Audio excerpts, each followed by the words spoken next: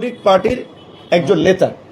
তো এখন এই সরকারে তো সরাসরি জাতীয় নাগরিক পার্টির দুজন আছেন, মাহফুজ আলম এবং আসিফ মাহমুদ। তরুণদের দ্বারা মানুষ নতুন রাজনীতি চায়, নতুন দর্শন চায়, নতুন কিছু চায়।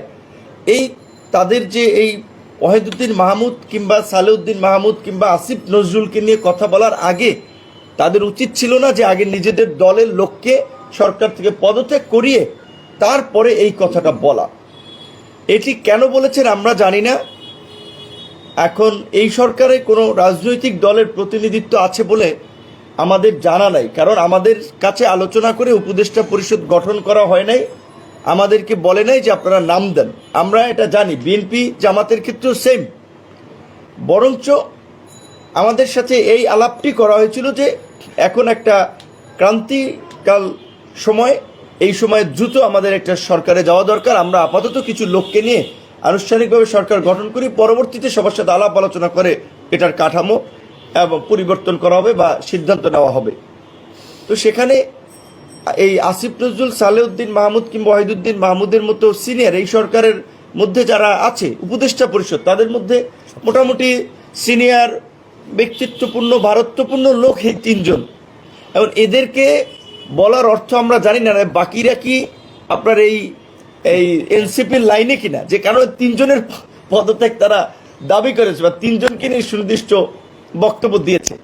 তো যাই হোক, এই কারণে আমরা যেটা বলছি, এর আগেও আপনারা শুনেছেন, সামগ্রিক প্রেক্ষাপটে মনে হয়েছে যে আসলে আগামী জাতীয় নির্বাচনের জন্য আমাদের আরেকটা নিরপেক্ষ এবং নির্দলীয় তত্ত্বাবধায়ক সরকারের প্রয়োজন হবে।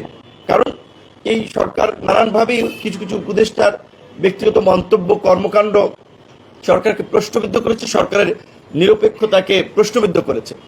আমরা সরকারকে অনুরোধ করব, আহ্বান জানাবো যে এই যে ঢাকা উত্তরের সিটি কর্পোরেশনের প্রশাসক পদে ইশরাক হোসেনকে আদালত ডিরেকশন দিয়েছে, দক্ষিণের মেয়র পদে আদালত তাকে ডিরেকশন দিয়েছে, কিন্তু আপনারা লক্ষ্য করেছেন সেখানে এই এনসিপির উপদেষ্টা জনাব আসিফ মাহমুদ তিনি সেটার বিরুদ্ধে, তিনি তাকে বসতে দিতে চাচ্ছেন না বা শপথ পড়াতে চাচ্ছেন না।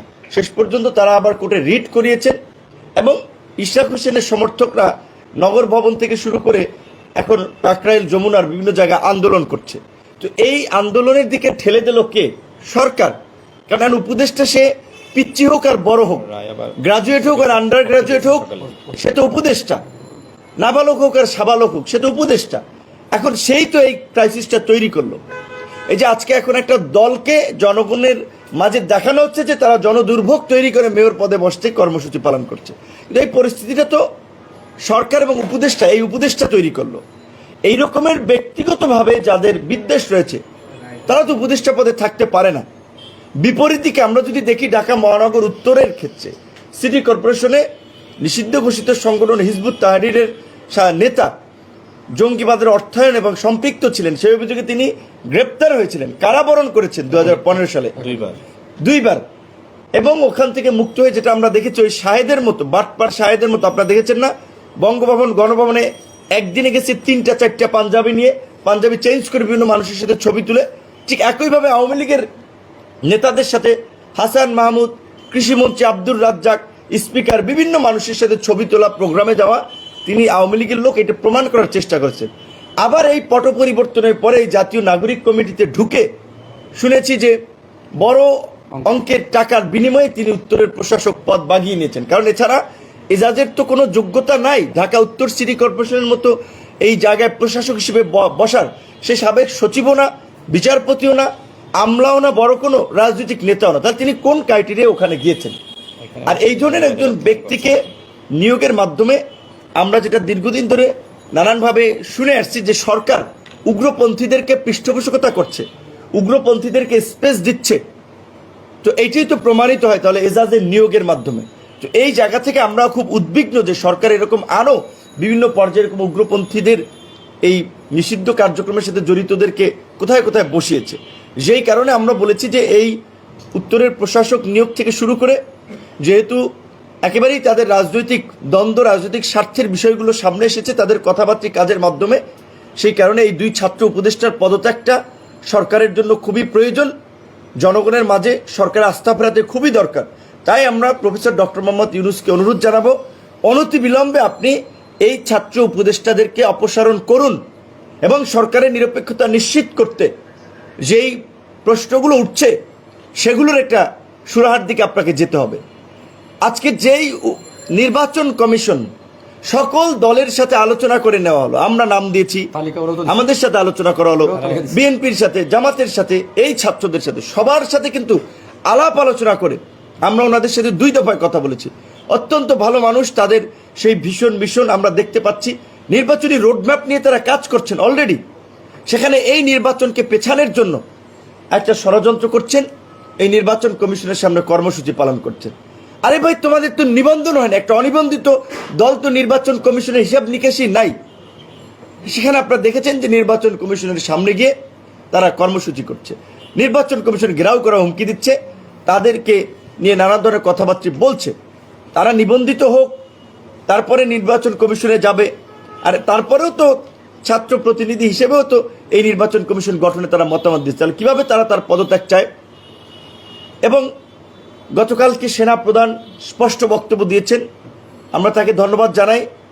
এই জুলাই গণ অভ্যুত্থান শুরু থেকেই আমরা, বিশেষ করে এই 5ই আগস্ট থেকে 3 আগস্ট থেকে আমরা দেখেছি জনগণের প্রতি সেনাবাহিনীর একটা ইতিবাচক মনোভাব, এবং সেনাবাহিনী বা সামরিক বাহিনী শেষ পর্যন্ত এই গণ অভ্যুত্থানের সাথে ছিল বিধায়ী কিন্তু আমরা একটা সফল গণ অভ্যুত্থানের মধ্য দিয়ে ফ্যাসিবাদকে উৎখাত করতে চেয়েছি।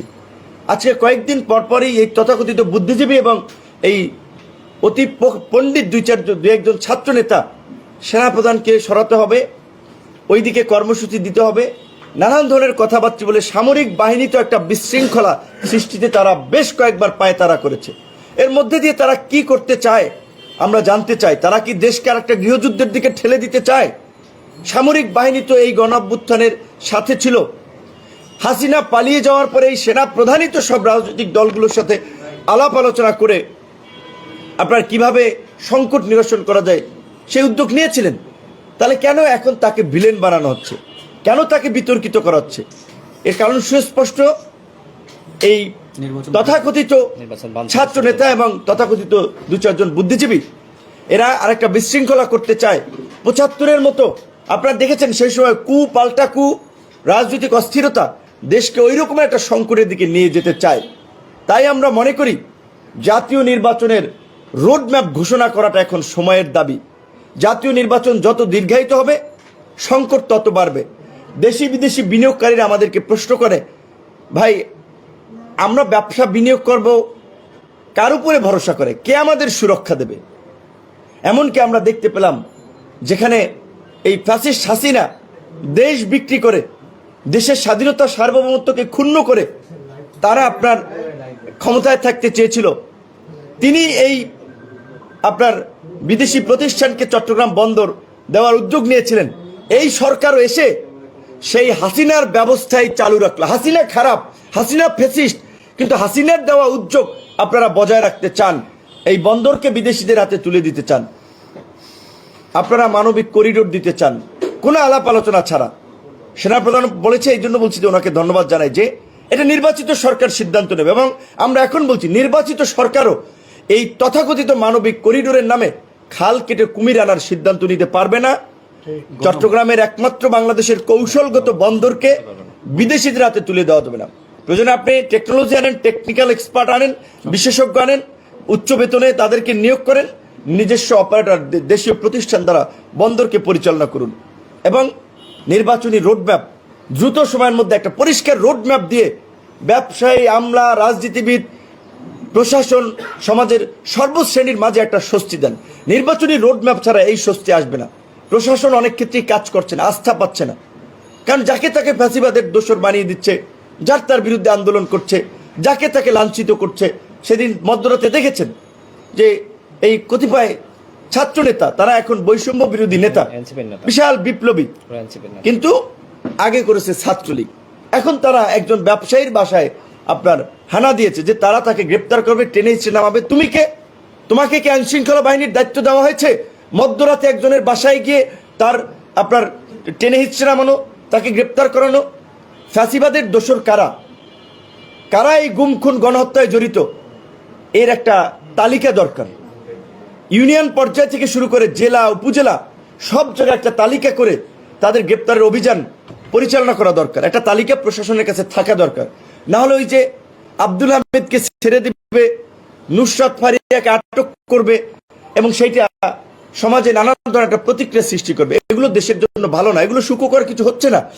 আমরা খুব উদ্বিগ্ন হচ্ছে এই কারণে যে আমরা এত স্যাক্রিফাইস করে লড়াই সংগ্রাম করে এই পট পরিবর্তন করলাম, কিন্তু আমরা এখন দেখতে পাচ্ছি কতিপয় ব্যক্তির জন্য, কিছু মানুষের ক্ষমতার লোভের কারণে আরেকটা নৈরাজ্য দেশে তৈরি হতে যাচ্ছে। সেই কারণে আমরা প্রধান উপদেষ্টাকে বলবো, এই নৈরাজ্য থেকে দেশকে আপনি রক্ষা করুন। আপনি একজন সম্মানিত ব্যক্তি, এই সমস্ত পোলাপানগুলো আপনারা অসম্মানিত করবে, আপনাকে অসম্মানের দিকে নিয়ে যাচ্ছে। আপনি তাদেরকে যেই মাথার উপরে তুলে দিচ্ছেন যে ছাত্র আমার নিয়োগকর্তা, আপনি যদি ওই জায়গায় থাকেন তারা আপনাকে ডুবাবে, দেশকেও ডুবাবে, কিন্তু আমরা সেটা হতে দিব না।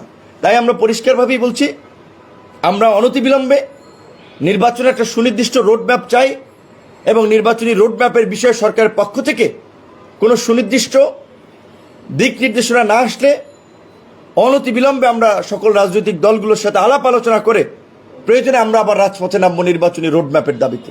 সবাই ভালো থাকবেন।